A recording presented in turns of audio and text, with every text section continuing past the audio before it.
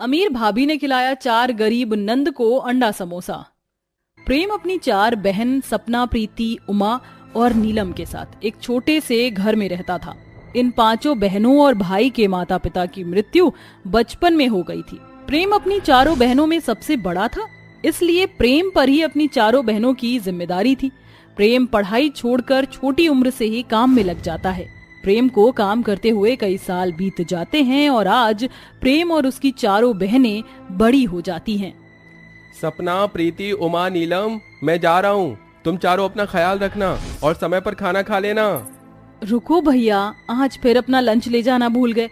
न जाने कब आपकी ये भूलने की आदत जाएगी। तुम लोग तो जानती हो ना, मैं हमेशा समय से ही काम पर जाता हूँ। लेट हुआ तो मेरी पगार कट हो जाएगी।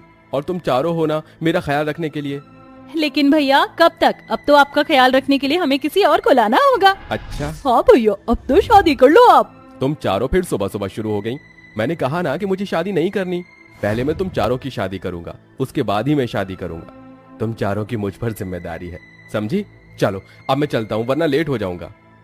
इतना बोलकर प्रेम फैक्ट्री चला जाता है। प्रेम फैक्ट्री में सामान को चेक करने का काम करता था। आज प्रेम की फैक्ट्री के मालिक धनराज अपनी बेटी संगीता के साथ फैक्ट्री आया था। संगीता बेटी, ये है हमारी फैक्ट्री और इनसे मिलो। इनका नाम प्रेम है। ये हमारे सामान को चेक करने का काम करता है। नमस्ते। आप तो अपना काम बड़ी जल्दी जल्दी कर रही हैं, बाकी लोगों के हिसाब से। जी, मैं अपना काम समय से पूरा करना पसंद करता हूँ। मैं अपने काम में देरी बिल्कुल भी नहीं करता। संगीता बेटा, प्रेम बिल्कुल ठीक कह रहा है। ये हमारे यहाँ का सबसे मेहनती मजदूर है और सबसे अच्छा भी। आओ, मैं तुम्हें और लोगों से मिलवाता हूँ। इतना कहकर धनराज अपनी बेटी संगीता के साथ वहाँ से चला जाता है। संगीता प्रेम के जवाब से इम्प्रेस हो जाती है और अब अक्सर संगीता अपने पिता के साथ फैक्ट्री आया करती थी और ज्यादातर समय प्रेम के साथ ही बिताया करती थी, जिससे अब प्रेम संगीता को पसंद आने लगा था और कहीं ना कहीं प्रेम भी अब संगीता को पसंद करने लगा था। प्रेम, मुझे तुमसे कुछ बात करनी है। हाँ बोलो संगीता, क्या कहना है तुम्हें? मुझे घुमा फिरा के बातें करना बिल्कुल पसंद नहीं है। मैं तुम्हें पसंद करती हूँ। जब मैंने तुम्हें पहली बार देखा था तब से ही मैं तुम्हें चाहने लगी थी। क्या तुम मुझसे शादी करोगे? संगीता, ये तुम क्या कह रही हो? तुम जानती हो ना ये मुमकिन नहीं है। तुम मेरे मालिक की बेटी हो और मैं उनका एक नौकर। मैंने तुमसे प्यार किया है, ना कि अमीरी और गरीबी से। मैं तुम्हारे साथ गरीबी में भी खुश रह लूंगी और मेरे पापा को मेरे फैसले से कोई इनकार नहीं होगा। मैं तुमसे बहुत प्यार करती हूँ और तुमसे शादी करना चाहती हूँ और मुझे पता है कि तुम भी मुझसे प्यार करते हो। संगीता, मेरी 4 बहनें हैं। मुझे उनका ख्याल रखना है, उनका घर बसाना है। हम लोग बहुत गरीबी में जीते हैं। हमारे पास तो कभी कभी खाना खाने तक के पैसे नहीं होते हैं। तुम हमारे साथ कैसे रहोगी? मैं उन्हें बिल्कुल अपनी बहनों की तरह प्यार करूंगी। उन्हें कभी भी किसी बात की कोई परेशानी नहीं होने दूंगी। जैसे तुम मेरे लिए हो वैसे ही वो चारों हैं। तुम उनकी फिक्र मत करो। संगीता की बात सुनकर प्रेम की आंखों में आंसू आ जाते हैं, जिसके बाद प्रेम संगीता से शादी करने के लिए हाँ कर देता है और कुछ समय में संगीता और प्रेम की शादी हो जाती है। शादी के बाद संगीता जब घर आती है तो उसकी 4 नंद बड़े प्यार से उसका स्वागत करती हैं। भाभी, स्वागत है आपका आपके इस नए घर में। भाभी, हम आपकी तरह अमीर तो नहीं, लेकिन यहाँ आपको कभी भी प्यार की कमी महसूस नहीं होगी। तुम लोगों ने इतना कहा, यही मेरे लिए काफी है। ऐसे ही संगीता की शादी का पहला दिन गुजर जाता है। अगले दिन संगीता उठकर तैयार होकर अपनी पहली रसोई के लिए जाती है, लेकिन संगीता जैसे ही चूल्हे के पास जाकर देखती है तो उसे खाना बनाने के लिए थोड़ा बहुत भी राशन नहीं मिलता। ये क्या? यहाँ तो ना ही चावल है, ना ही दाल और ना ही कोई सब्जी। बिना इन सब चीजों के अपनी पहली रसोई का खाना कैसे बनाऊंगी? अरे भाभी, आप सुबह सुबह चूल्हे के पास, अगर आपको कुछ चाहिए था तो आप हमें बोल देती। आज मेरी पहली रसोई की रस्म है, इसलिए मैंने सोचा कि मैं सबके लिए कुछ टेस्टी सा बना देती हूँ, लेकिन यहाँ तो राशन ही नहीं है। भाभी, राशन को खत्म हुए 1 हफ्ते से ज्यादा हो चुका है। राशन खत्म हुए पूरा 1 हफ्ता हो चुका है, तो तुम लोग 1 हफ्ते से क्या खा रहे हो? भाभी, घर में थोड़ा सा आटा रखा हुआ है, तब से उसी आटे की ही 2 रोटी बनाकर हम सब लोग आपस में बांटकर नमक या मिर्च के साथ खाते हैं। और ये तो हम कितने समय से ही खा रहे हैं। जब भी राशन नहीं होता तो हम लोग यही खाते हैं, और जब घर में राशन होता है तो हम लोग दाल चावल खाते हैं। अपनी नंद की बातें सुनकर संगीता की आंखों में आंसू आ जाते हैं। प्रेम और उसकी चारों बहनों ने कभी भी अच्छा खाना नहीं खाया था। ये जानकर संगीता को मन ही मन बहुत दुख होता है। जिसके बाद संगीता अपना पर्स लेती है और एक बड़े से ग्रोसरी शॉप में जाकर अपने घर के लिए खाने पीने का सारा सामान खरीदती है। चलो, सारा सामान तो खरीद लिया, लेकिन मैं इन सबको क्या खिलाऊं? अपनी पहली रसोई में तो सब लोग आलू पूरी पुलाव यही बनाते, मैं कुछ अलग बनाना चाहती हूँ, लेकिन क्या? संगीता इतना कह ही रही होती है कि तभी संगीता को एक समोसे वाला दिखाई देता है और उसी के बगल में एक अंडे वाला, जिसे देखकर संगीता को आइडिया आता है और वो घर जाकर अपनी पहली रसोई में अपनी चारों नंद और पति के लिए अंडा समोसा बनाती है। चलो चलो, सब जल्दी से आ जाओ, देखो मैंने गर्मा गर्म सबके लिए अंडा समोसा बनाया है। संगीता की चारों नंद जब पहली बार अंडा समोसा खाती हैं तो उनकी आंखों में आंसू आ जाते हैं, जिसे देखकर संगीता कहती है, अरे तुम लोगों की आंखों में आंसू? कैसे, समोसा अच्छा नहीं बनाए क्या? लगता है मिर्ची ज्यादा हो गई है, मैंने पहली बार बनाया है ना इसलिए। नहीं भाभी, ऐसा नहीं है, अंडा समोसा तो सच में बहुत बढ़िया है और शायद ये दुनिया का बेस्ट अंडा समोसा है। हमने आज तक समोसे तक नहीं खाए थे, लेकिन आपकी वजह से आज हमें अंडा समोसा खाने को मिल रहा है। आज हमने अपने जीवन में पहली बार इतना अच्छा खाना खाया है, वो भी सिर्फ आपकी वजह से। हाँ भाभी, आज आपकी वजह से ही हमें इतना अच्छा खाना नसीब हुआ है, वरना आज तक तो सिर्फ हम लोग दाल चावल या सूखी रोटी मिर्ची खा रहे थे। तुम चारों रोना बंद करो, अब तुम्हारी भाभी है ना, जब भी कुछ खाने का मन करे तो तुम मुझे बता देना, मैं वो तुम्हारे लिए बना दूंगी। चलो अब जल्दी से ये खा लो, वरना सारे अंडे समोसे ठंडे हो जाएंगे। संगीता, सच में हम सभी लोग बहुत किस्मत वाले हैं कि तुम हमारी जिंदगी में आई हो। अगर तुम ना होती तो न जाने क्या होता। मैं तो आज तक अपनी बहनों को कभी अच्छा खाना नहीं खिला पाया, लेकिन तुमने मेरी बहनों को और मुझे इतना अच्छा खाना खिलाया।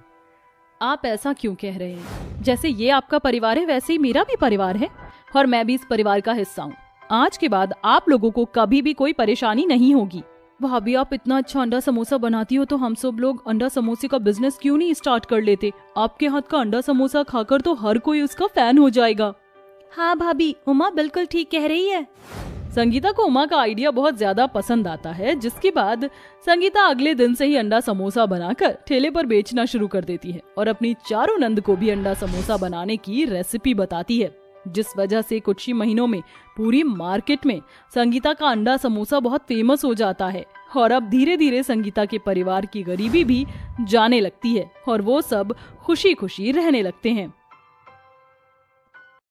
गुंजा आंगन में बैठी बर्तन मांज रही होती है, तभी उसे अचानक से उल्टी आ जाती है। बहू, तेरी तबीयत तो ठीक है? पता नहीं माँ जी, पिछले 2-3 दिनों से उल्टी हो रही है, जी भी कच्चा हो रहा है। बधाई हो गुंजा बहू, तू पेट से है। आज कितने सालों के बाद भगवान ने मुझ गरीब सास के घर में थोड़ी खुशी भेजी है। मैं दादी बनने वाली हूँ और मेरा मोहन बाप बनने वाला है। सीता ऐसा कह ही रही होती है कि तभी उसे बाहर से आवाज आती है।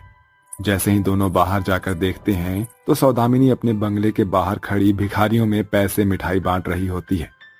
ये लो, तुम सब लो। क्या बात है सौदामिनी जी, आज आप बड़ी खुश लग रही हैं।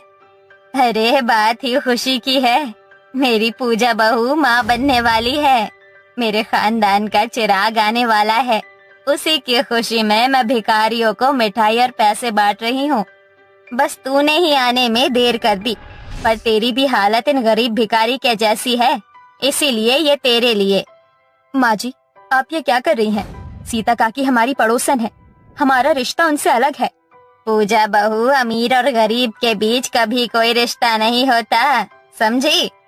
अमीर घमंडी सौदामिनी की ऐसी बेइज्जती भरी बातें सुनकर गुंजा सौदामिनी की दी गई पैसे और मिठाई लौटाते हुए कहती है, सौदामिनी आंटी, भले पैसे और रुतबे में आप बहुत अमीर हैं, मगर मुझे और मेरी सासू माँ को आपकी दी गई भीख की जरूरत नहीं, इसलिए ये पैसे और मिठाई आप रख लीजिए। गरीब घर की बहू होकर भी इतना घमंड। सौदामिनी और सीता पड़ोसन है, जिन्होंने अपने बेटों की शादी कुछ ही महीने पहले की थी, मगर सौदामिनी के घर में हर काम के लिए नौकर चाकर थे, इसलिए उसकी बहू पूजा को कुछ भी करना नहीं पड़ता था। वहीं दूसरी तरफ गरीब बहू गुंजा अपने ससुराल में बड़ी गरीबी में दिन बिता रही होती है। अब दोनों की बहुएं प्रेग्नेंट हैं। गुंजा के प्रेग्नेंट होने की बात से मोहन भी बहुत खुश होता है। क्या सचमुच गुंजा? तुम माँ बनने वाली हो। आज मैं बहुत खुश हूँ। अम्मा तुम देखना, मैं अपने बच्चे के लिए खूब मेहनत करूंगा और उसे पढ़ाऊंगा लिखाऊंगा, उसे अच्छी जिंदगी दूंगा ताकि उसे उसके गरीब पिता की तरह अमीरों की गालियां न खानी पड़े। ये कहते कहते मोहन की आंखें भर आती है। वो रामलाल के राशन मिल में काम करता है। रामलाल गरीब मजदूरों को हमेशा गालियां देता रहता है। मोहन भी उनमें से एक है। दिन भर कड़ी धूप में अनाज की बोरियां ढोकर वो बड़ी ही मेहनत से 100-200 रुपए कमा पाता है। वहीं पूजा का पति आदित्य एक जाना माना बिजनेसमैन है जिसके नीचे कई लोग काम करते हैं। मोहन बेटा, कल गुंजा बहू के साथ अस्पताल चले जाना, वो बच्चे का कार्ड भी बनवा लेगी।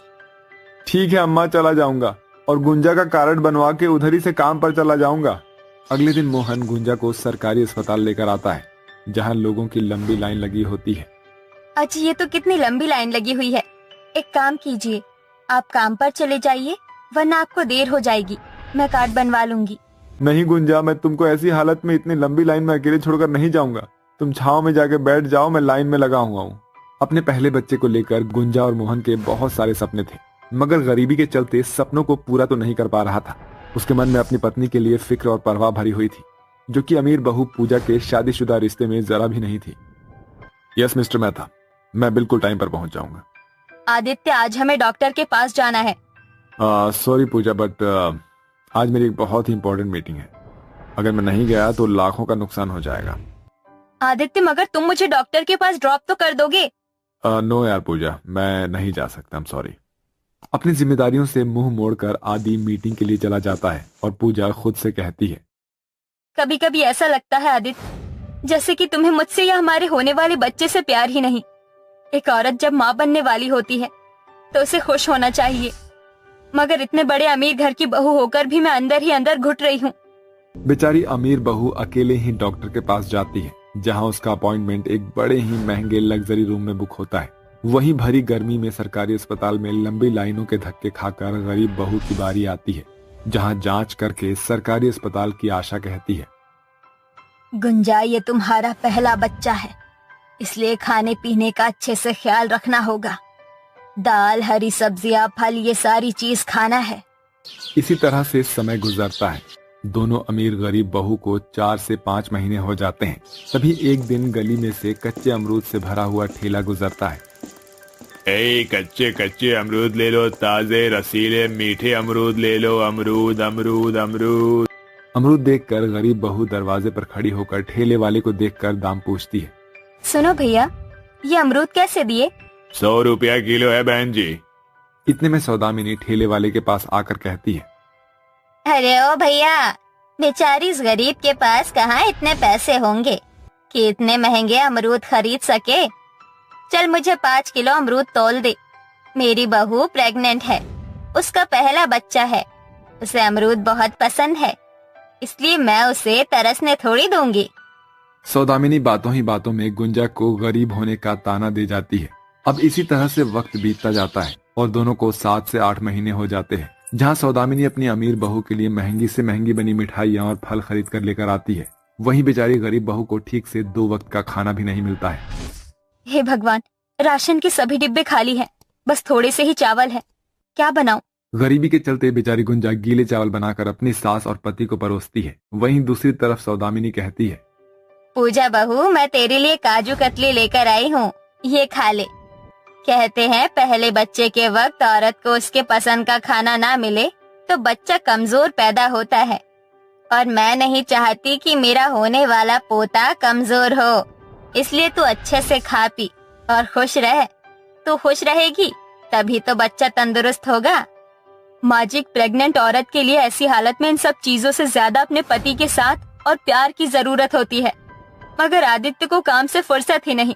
दिन रात मीटिंग्स, बस मेरे मन में अपने पहले बच्चे को लेकर जो भी सपने थे वो अधूरे रह गए। सच कहूँ माँ जी, तो मुझसे ज्यादा खुशी तो सीता काकी की बहू गुंजा है। भले वो गरीब घर की बहू है, उसके पास खाने पीने के लिए इतनी महंगी चीज नहीं है, मगर अपनों का साथ और प्यार तो है। अपनी अमीर बहू की ये बातें सुनकर सौदामिनी बिना कुछ कहे वहां से कमरे में चली जाती है। वहीं पूजा सास की लाई मिठाई के साथ गुंजा के ससुराल आती है, जहां उसका पति मोहन अपने हाथों से गुंजा को गीले चावल खिला रहा होता है। बस कीजिए जी, मेरा पेट भर गया है, सारा खाना मुझे ही खिला देंगे तो फिर खुद क्या खाएंगे? आपको दिन भर बाहर जाकर मेहनत करनी है। गुंजा, हो सके तो अपने इस गरीब पति को माफ कर देना। ये हमारा पहला बच्चा है और मैं तुम्हें पेट भरकर 2 वक्त का खाना भी नहीं खिला पा रहा हूँ।